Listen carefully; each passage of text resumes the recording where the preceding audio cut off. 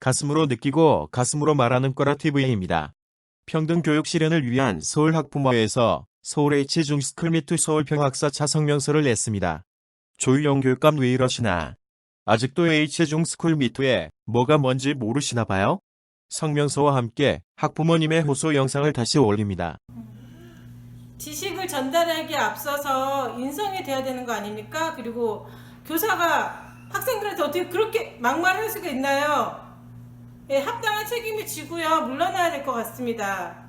사과하시고요. 물러나세요. 예, 조희영 교육감님을 선택한 유권자들로서 서울시 교육청이 이런 교사의 자질이 없는 교사를 관리 감독할 책임이 있지 않습니까?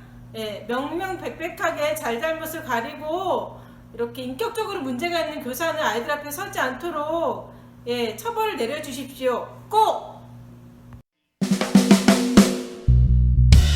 성명서 서울 H중스쿨 미투의 교육청과 새 학교장은 with you로 응답해야 한다. 서울시 교육청 H중 표집하여 진상조사, 학생들 2차 피해 우려돼. 가해 교사에 대한 신속한 징계와 이전 학교장 책임 반드시 물어야. 전수조사 없이 학생 신상 드러나게 표집, 조사한 교육청. 학생들에게 미친년, 사이코패스년들, 시학년, 지랄, 병신, 바보, 아가리 닥쳐, 개새끼, 짐승보다 못한 놈 등 입에 담지 못할 막말을 한 서울 H중학교 교사 사태가 장기화되고 있다.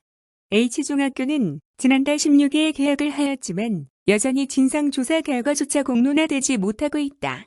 더구나 지난달 20일 교육청은 가해 교사가 올해 수업한 1학년 학생들을 배제하고 2에서 3학년 학생들만 무작위로 뽑아서 방과 후에 면담 조사를 하였다고 한다. 함께 공부하고 생활하는 친구가 방과 후에 따로 남아서 조사를 받았다면 같은 학급 학생들에게나 교사들에게 신상이 노출될 수도 있다. 더구나 가해 교사에게 올해 수업을 받은 1학년 학생들은 이유도 없이 조사 대상에서 제외되어 표집조사의 정확성과 신빙성이 떨어질 수밖에 없다.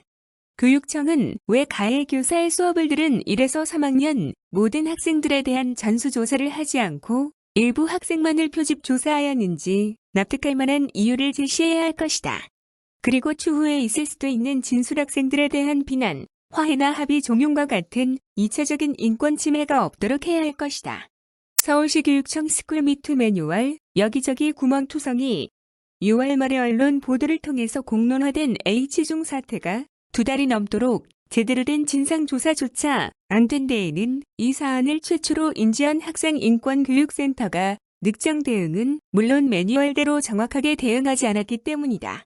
올해 2월 28일자로 발표된 교육부 스쿨 미투 매뉴얼은 아래와 같으며 사안을 정확하게 조사하고 분류하여 처리했어야 할 인권센터가 이를 방기한 책임이 크다. 즉, 사안에 대한 안일하고 부정확한 판단으로 초기에 학생들에 대한 신속한 전수조사와 가해 교사에 대한 사실, 확인 그리고 긴급 보호 조치를 하지 못한 것이다. 사안 발생 시 학교 내 사안, 대응 절차. 출처는 2019년 2월 27일 교육부 학교 내 성희롱, 성폭력 대응 매뉴얼 제작, 보급 보도자료입니다. 가해 교사와 피해 학생들에 대한 기본적인 분리 조치도 취하지 않은 상황에서 언론에 보도된 이후에야 교육청이 개입하여 학생들과 학부모들의 신뢰는 이미 실추되었고 오히려 인권센터가 사건을 축소하려 했다는 의혹만 증폭되었다.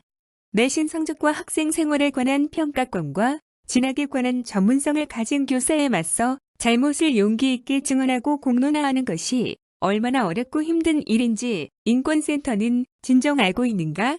서울시 교육청은 이번 기회에 인권센터에 접수된 교사들의 성폭언과 욕설, 협박과 인격 모독, 학생 인권 침해와 권리 남용 등의 신고에 대해 인권센터가 그동안 어떻게 처리하고 후속 조치를 취했는지에 대해 대대적인 감사를 벌이고 담당자를 문책하는 등 혁신적인 운영 방안을 제출해야 한다.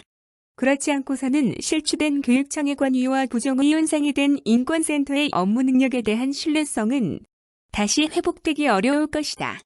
H중생 학교장은 학생들의 스쿨미투에 응답해야 한다.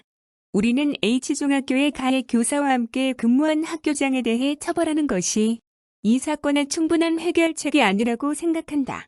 이러한 사건이 일어나게 된 원인이 H중학교 구성원 모두에게 있다는 공동체적 관점을 가지고 이 사건의 원인 파악과 후속 조치들을 강구해야 한다.